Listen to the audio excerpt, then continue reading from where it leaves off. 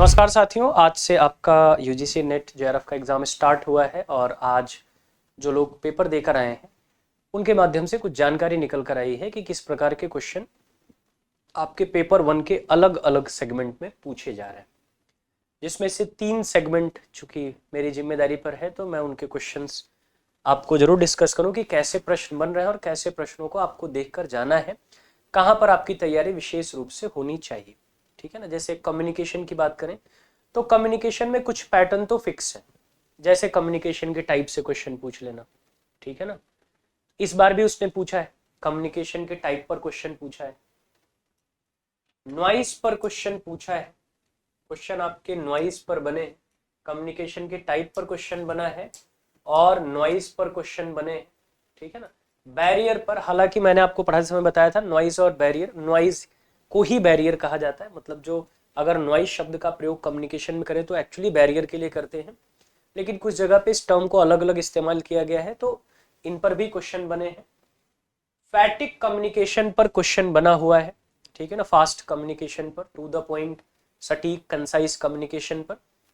इसके अलावा फिल्मों से भी कुछ क्वेश्चन मिले हुए हैं ना, जो कम्युनिकेशन से इत्तेफाक रखते हैं, तो उनको भी आप देख कर जाएंगे। इसकी चर्चा हम लोग पढ़ते समय किए भी थे।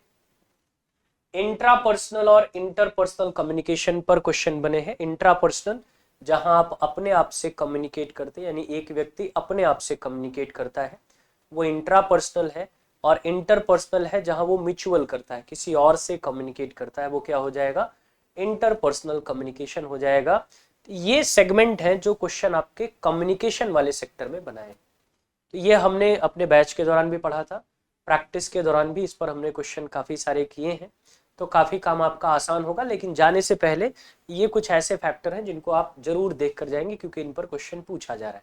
अच्छा, ये भी ध्यान रखना कि इस पर पूछा गया है मतलब अगले एग्जाम में भी इस पर पूछा जाएगा, इसकी कोई गारंटी नहीं होती, लेकिन देख कर जाना होता है कि ऐसे टॉपिक क्वेश्चन बना रहे हैं तो हो सकता है इन्हीं टॉपिक पर क्वेश्चन पूछे, बस क्वेश्चन बदल दे लेकिन टॉपिक सेम रहे, इसलिए यह बताया जाता है कि आप पढ़कर जाइएगा। ठीक है ना।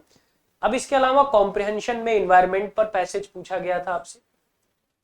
अच्छा, हम ये उम्मीद भी करते हैं, आजकल इन्वायरमेंट बड़ा चर्चा में है। ठीक है ना, बहुत ज़्यादा चर्चा में है। जब हम प्रैक्टिस कर रहे थे तो हमने कुछ पॉइंट्स बनाए थे, कुछ सेगमेंट बनाए थे जहाँ से पैसेज बनने के चांसेस हैं।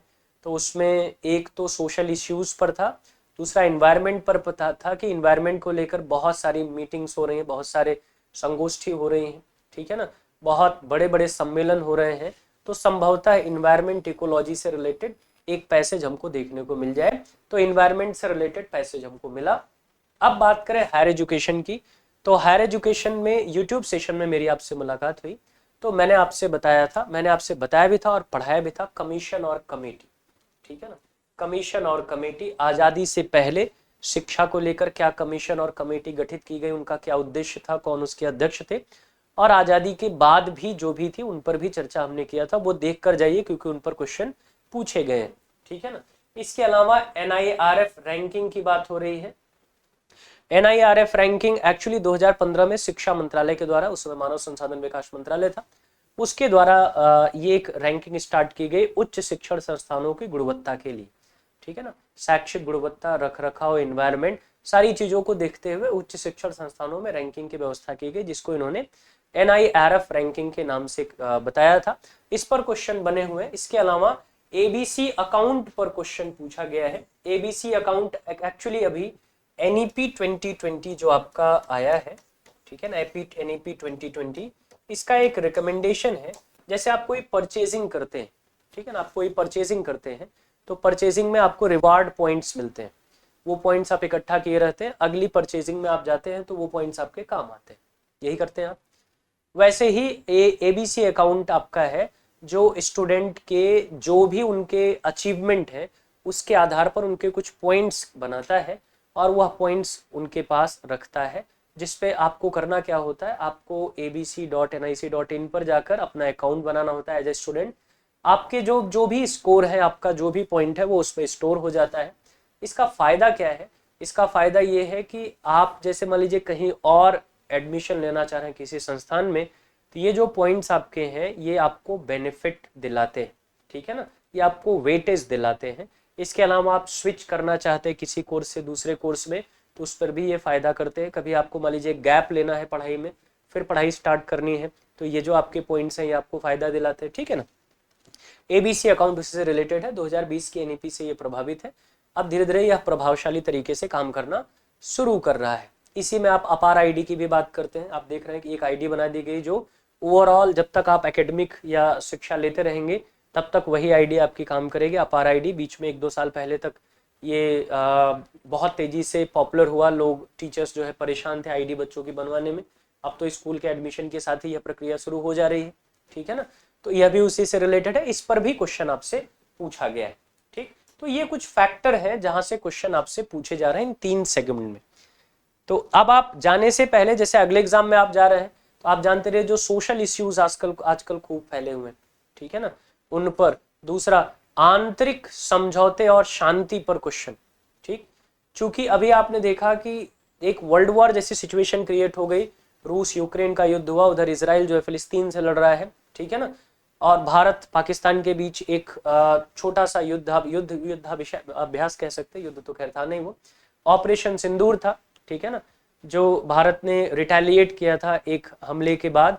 तो ऐसे मुद्दे उभर के आए, तो आंतरिक शांति, समझौता, सुरक्षा, यह भी एक मुद्दा है जहां से पैसेज पूछ सकता है। इन्वायरमेंट, इकोलॉजी, यहाँ से भी क्वेश्चन बन सकते हैं, ठीक है ना। हिस्टोरिकल बैकग्राउंड, कल्चर पर भी पैसेज आपके बन सकते हैं। तो ये कुछ पैसेज के टॉपिक्स हैं जिनको आप जरूर देख कर जाइए कि इन पर पैसेज पूछे जा सकते हैं। हालांकि पैसेज की अपनी नियति है, आप वहां पढ़ते हैं, समझते हैं और उसी के अकॉर्डिंग आंसर करते हैं। प्रीवियस नॉलेज उसमें काम नहीं करता है, ठीक है ना। कम्युनिकेशन में ये पॉइंट्स आप देख के जाएंगे, क्योंकि इसके बाद बहुत विशेष कुछ बचता भी नहीं, क्योंकि जब आप कम्युनिकेशन की टाइप पढ़ लेते हैं तो फिर आप क्लासरूम कम्युनिकेशन करें या ग्रुप कम्युनिकेशन करें, आप हर जगह उन्हीं टाइप्स के आधार पर ही तो कम्युनिकेशन करते हैं, बस थोड़ी थोड़ी कैरेक्टरिस्टिक्स अलग होती है। तो वो आप देख कर जाएंगे। और हायर एजुकेशन में कमीशन कमेटी जरूर पढ़ के जाइए, क्योंकि ये हर बार इंपॉर्टेंट है। मैंने कहा भी था आपसे कि इस पर क्वेश्चन बनते ही बनते हैं, बहुत इंपॉर्टेंट फैक्टर है। ये रैंकिंग पर क्वेश्चन आया और एबीसी अकाउंट पर क्वेश्चन आया, तो ये देखकर आप जाएंगे, ठीक है ना। इसके अलावा आप जैसे रैंकिंग पर क्वेश्चन पूछा है, तो एक चीज तो ये तय है कि रैंकिंग पर क्वेश्चन पूछेगा। अब जैसे क्वेश्चन ये बना सकता है, 4-5 आपको विश्वविद्यालय दे देगा और पूछेगा कौन सा इसमें से रैंकिंग के आधार पर पहले आएगा, फिर दूसरा आएगा, फिर तीसरा। तो ये आप देख कर जाएंगे एग्जाम से पहले, ये जरूरी हो जाएगा आपके लिए।